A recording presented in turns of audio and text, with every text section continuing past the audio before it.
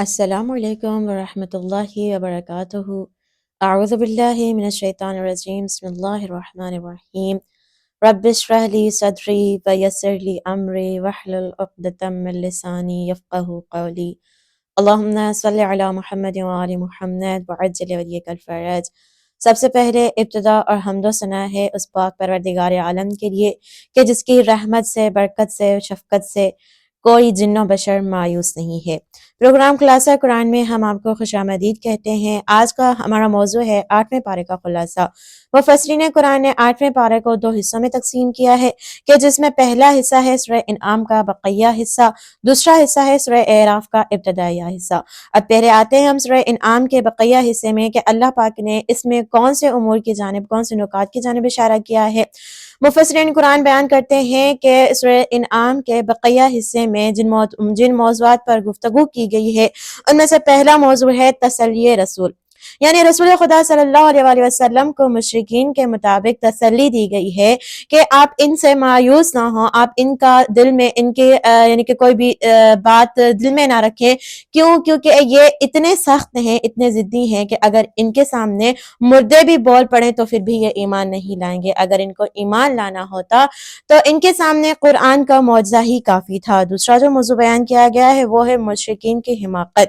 قرآن پاک میں سورہ انعام کی آیت نمبر 135 میں مشرکین کی جو حماقتیں بیان کی گئی ان میں سے پہلی حماقت یہ ہے کہ وہ اپنے چوپائیوں مال میں سے حصہ تقسیم کرتے تھے، ایک حصہ کرتے تھے اپنے شرکاء کا اور دوسرا حصہ کرتے تھے اللہ پاک کا۔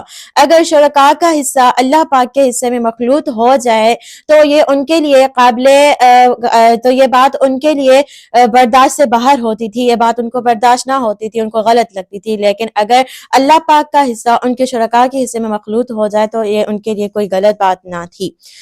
دوسری جو حماقت بیان کی گئی ہے وہ ہے فقر اور غربت کے ڈر سے یا شرم و عار کے ڈر سے وہ اپنی بیٹیوں کو قتل کر دیتے تھے، سورہ انعام کی آیت نمبر 136۔ تیسری جو حماقت ہے وہ چوپایوں کی 3 اقسام انہوں نے کر رکھی تھی۔ ایک قسم وہ تھی کہ جو صرف ان کے پیشواؤں سے مخصوص تھی، یعنی کہ ان چوپایوں پر صرف ان کے پیشوا ہی سوار ہوتے تھے۔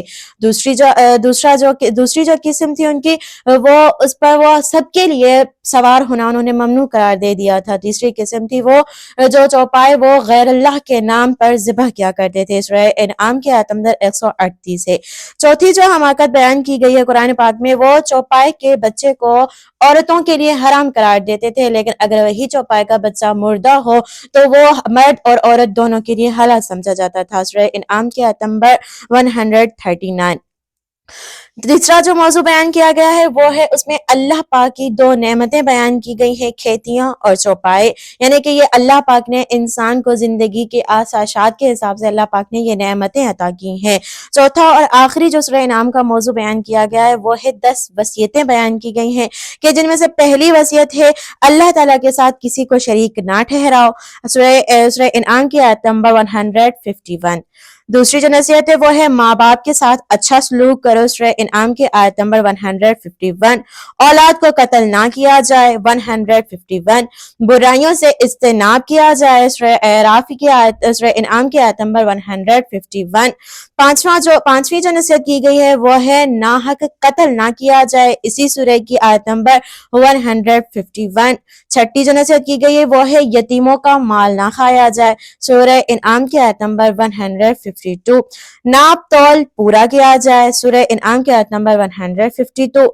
بات کرتے وقت انسان کو انصاف مد نظر رکھنا چاہیے، سورہ انعام کی آیت نمبر 152۔ اللہ تعالیٰ کے عہد کو پورا کیا جائے، یعنی کہ آپ نے جو اللہ سے عہد کیے ہوئے ہیں ان وعدوں کو پورا کریں، کیونکہ قیامت کے دن وعدوں کے متعلق سوال جواب کیا جائے گا، سورہ انعام کی آیت نمبر 152۔ 10ویں اور آخری جو نصیحت کی گئی ہے وہ ہے صراط مستقیم ہی کی اتباع کی جائے، یعنی کہ اسی کی پیروی کی جائے، اسی رستے پر چلا جائے، سورہ انعام کی آیت نمبر 153۔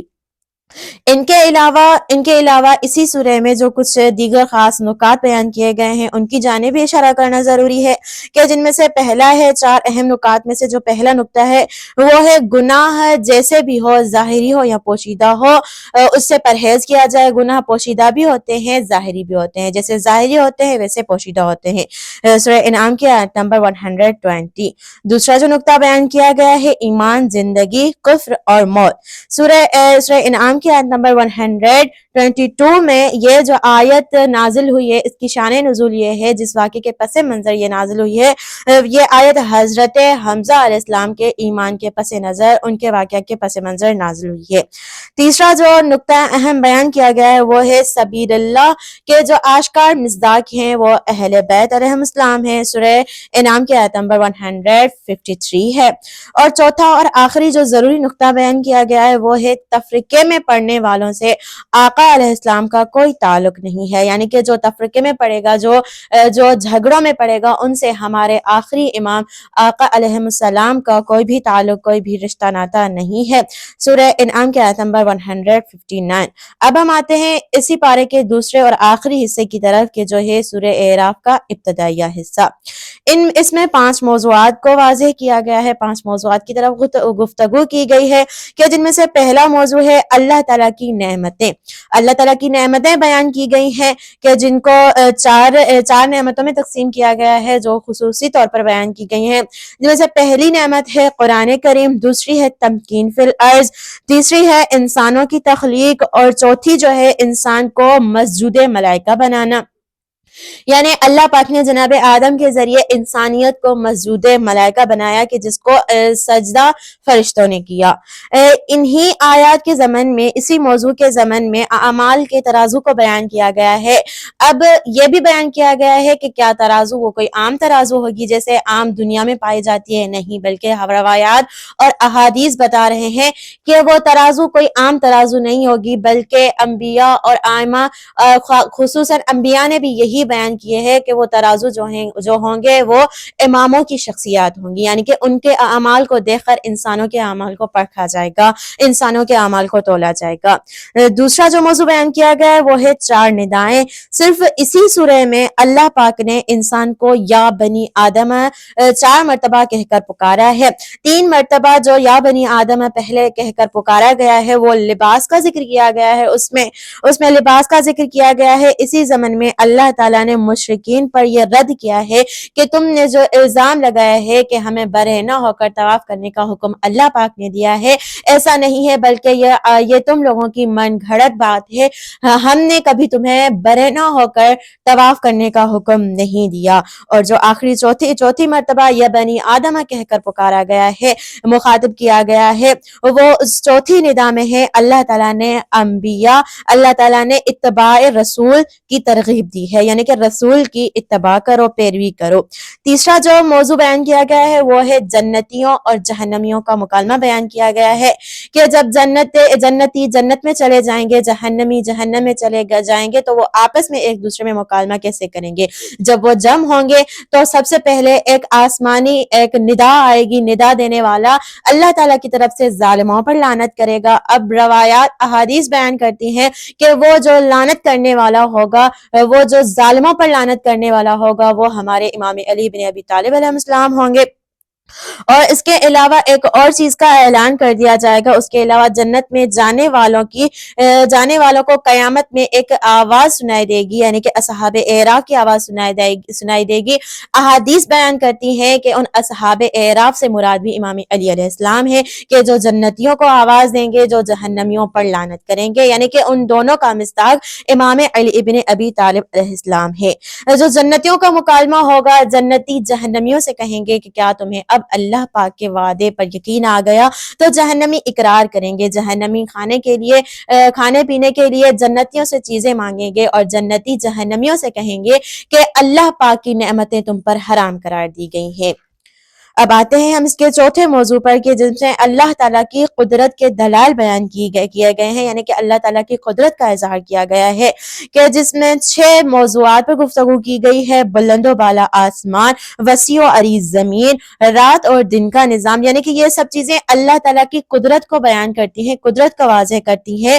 بلند و بالا آسمان، وسیع و عریض زمین، رات اور دن کا نظام، چمکتے شمس و قمر اور چمکتے یہ ستارے، ہوائیں اور بادل، زمین سے نکلنے والی تمام نباتات، یعنی کہ یہ جو 6 چیزیں بتائی گئی ہیں یہ اللہ پاک کی قدرت کو واضح کرتی ہیں۔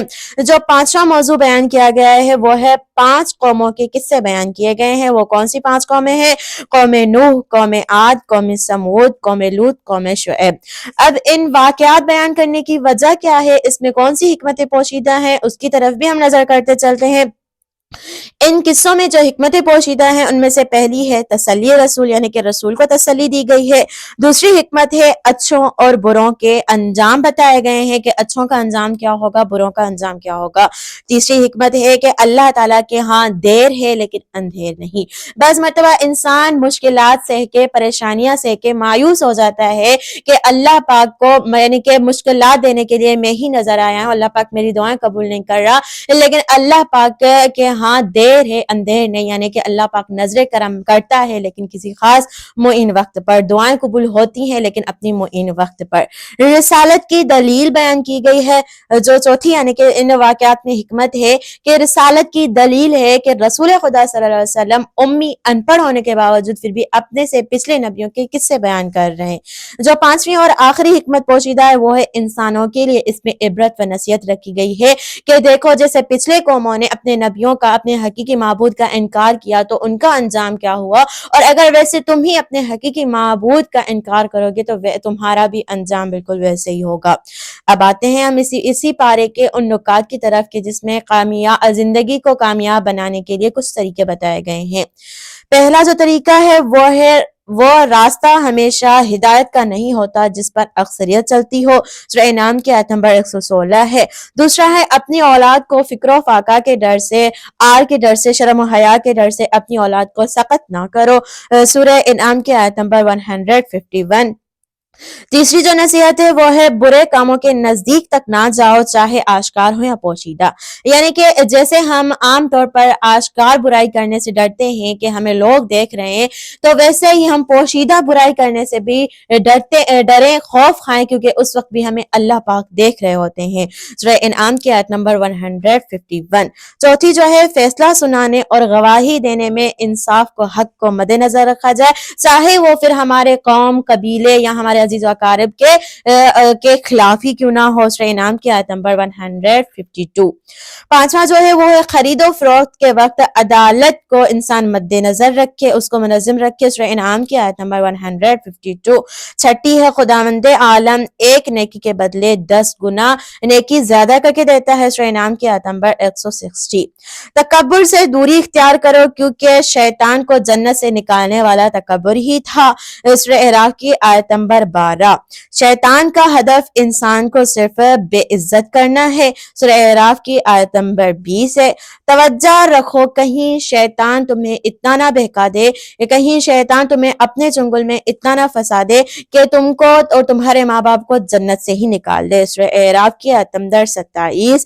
10ویں ہے کھاؤ پیو لیکن اسراف نہ کرو، کیونکہ ہر ایک چیز کھانے پینے کی، چاہے کوئی بھی چیز ہو، وہ اللہ پاک کی نعمت ہے، اور اللہ پاک فرما رہا ہے کہ اگر تم میری نعمتوں کا شکر ادا کرو گے، لئن شکرتم لازیدنکم، اگر تم میرا شکر ادا کرو گے تو میں تمہاری نعمتوں میں اضافہ کر دوں گا، اور شکر ادا کرنے کا بہترین طریقہ ہے کہ ان نعمات کو اچھی چیزوں میں استعمال کیا جائے، یہ ان کی قدردانی ہوگی۔ کھاؤ پیو لیکن اسراف نہ کرو، سورہ اعراف کی آیت نمبر 31۔ جب موت آن پہنچے تو اس میں کوئی بھی تبدیلی واقع نہیں ہو سکتی، یعنی کہ جب موت آن پہنچتی ہے تو وہ کبھی بھی ٹل نہیں سکتی ہے، سورہ اعراف کی آیت نمبر 34۔ تم جس کام میں بھی مشغول ہو اس میں لوگوں کے حق کو کبھی نظر انداز نہ کرنا، لوگوں کے حقوق ادا کرتے رہنا، سورہ اعراف کی آیت نمبر 58۔ اب اللہ پاک سے آخر میں یہی دعا ہے کہ اللہ پاک ہمیں قرآن کی ان تعلیمات پر عمل کر کے اپنی زندگی و آخرت کو، اپنے معاشرے کو سنوارنے کی توفیق عطا فرمائے، اور ہماری اول و آخری یہی دعا ہے کہ اللہ پاک ہمارے آخری نجات دہندہ امام زمانہ علیہ السلام کا جلد از جلد ظہور فرمائے اور ہمیں ان کے اعوان انصار میں شمار فرمائے۔ ربنا تقبل منا انک انت السمیع الدعاء، اللہم صلی علی محمد وعلی محمد وعجل لولیک الفرج، والسلام، التماس دعا۔